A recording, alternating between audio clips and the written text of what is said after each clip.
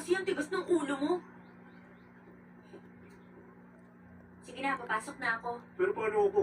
Emma, Tawagan kita.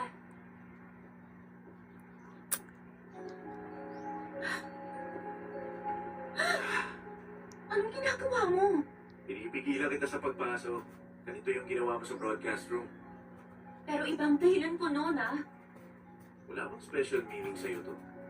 Ginagawa mo ba to kapag may pinipigilan ka?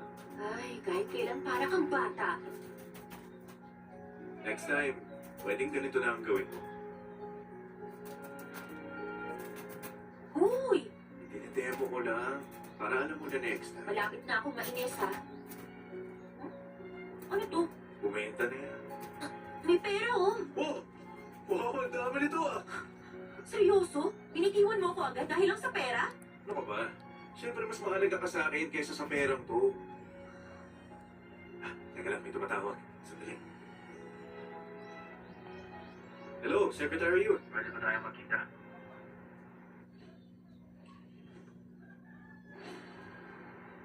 Opo, sandali lang. Hindi kita may hahatid ha. Sorry. Nasaan po ba kayo?